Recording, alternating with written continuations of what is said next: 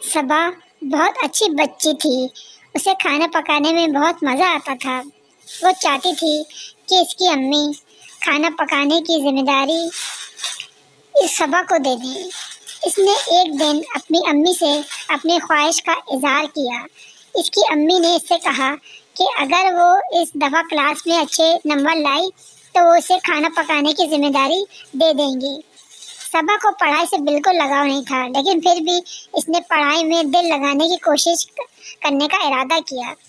صبا کا یہ معمول تھا کہ وہ ہر روز اسکول سے آنے کے بعد سو جاتی اور نہ ہی فجر کی نماز پڑھتی اور نہ ہی ظہر کی۔ وہ شام کو اٹھتی، پھر کھیلتی، رات کو کھانا کھانے کے بعد سو جاتی۔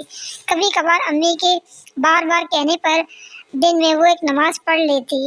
ایک دن جب وہ اسکول جا رہی تھی تو اس نے دیکھا کہ ایک انسان کے پاس ایک ہاتھ نہیں ہے اور وہ ایک پاؤں سے بھی معذور تھا، لیکن پھر بھی وہ نماز پڑھ رہا تھا۔ تھوڑی دیر بعد جب اس نے اپنی نماز پوری کر لی تو وہ اپنی کتاب اٹھا کر یاد کرنے لگا۔ صبا نے کچھ سوچا اور وہ اپنے گھر چلی گئی۔ گھر جا کر پہلے تو اس نے نماز پڑھی، پھر اپنے پاس سے ایک ورق لیا اور اس پر اپنا نیا معمول لکھ ڈالا۔ پھر وہ اٹھی اور اپنا بیگ کھولا اور پڑھنے بیٹھ گئی۔ وہ یاد کرنے کی کوشش کرتی رہی، لیکن اس سے یاد نہ ہوا۔ وہ اٹھتی اور جا کر بادام کھاتی، یہ سوچ کر کہ یہ بادام جو ہے ذہن کو اچھا کرتے ہیں، اچھی معلومات فراہم کرتے ہیں، ذہن انسان یادداشت تیز ہو جاتی ہے۔ پھر وہ گئی اور جا کر پڑھنے بیٹھ گئی۔ بادام کھانے کے بعد ہر روز وہ پابندی سے نماز پڑھتی اور پھر وہ 2 گھنٹے بیٹھ کر یاد کرتی۔ رات کو جلدی سوتی اور پھر صبح جلدی اٹھ جاتی۔ ایسے ہی دن گزرتے رہے۔ ایک دن وہ جب جا رہی تھی تو اپنے گھر کی طرف اسے ایک آدمی نظر آیا۔ وہ قرآن پاک پڑھ رہا تھا، قرآن کی تلاوت کر رہا تھا۔ صبا نے تلاوت سنی تو اس کے کان کھلے رہ گئے۔ اس سے آج پورے 10 سال بعد یہ معلوم ہوا تھا کہ قرآن پاک ایک کتاب ہے جو اللہ تعالیٰ نے اپنے نبی کریم صلی اللہ علیہ وآلہ وسلم پر اتاری۔ صبا جلدی گھر گئی۔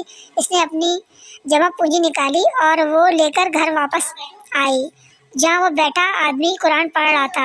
صبا نے اس سے گزارش کی کہ وہ اس کو قرآن شریف لا دیں۔ صبا نے ان کو پیسے دیے، انہوں نے صبا کو قرآن شریف لا دیا۔ صبا خوشی خوشی گھر گئی۔ صبا کو ایک مدرسہ نظر آیا۔ صبا نے وہاں پر قرآن پڑھنا شروع کر دیا۔ صبا اس طرح کرتی، وقت پہ نماز پڑھتی، قرآن پاک پڑھتی، 2 گھنٹے اسکول کا کام بھی کرتی اور دل لگا کر پڑھتی۔ اسی طرح اس کی زندگی گزرتی رہی۔ جب اس کا 7ویں جماعت کا نتیجہ آیا تو اسے یقین نہیں آ رہا تھا کہ یہ اسی کا نتیجہ ہے۔ گھر پہنچ کر اس نے سب کو خوشخبری دی۔ وہ اپنی زندگی میں پہلی دفعہ کلاس میں سب سے زیادہ نمبر لے کر پہلے نمبر پر آئی تھی۔ وہ ہمیشہ 60 یا 65 مارکس لاتی تھی۔ اس کی امی نے اسے بتایا کہ یہ اس کی محنت کا صلہ ہے۔ اس نے محنت کی اور پاس ہو گئی۔ اس نے اپنی امی سے کہا کہ وہ اب نماز اور قرآن پابندی کے ساتھ پڑھے گی اور ٹائم سے پڑھا کرے گی۔ اس کی امی یہ سن کر بہت خوش ہوئیں۔ انہوں نے صبا کو کھانا پکانے کی ذمہ داری بھی دی۔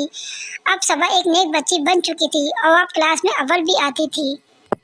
اب وہ وقت پر نماز پڑھتی اور وقت پر قرآن شریف پڑھتی اور اپنا اسکول کا کام بھی کرتی۔ اس طرح وہ نیک بچی ہو گئی تھی۔ ماشاءاللہ سے اللہ تعالیٰ نے اس کو نیک ہدایت دے دی تھی۔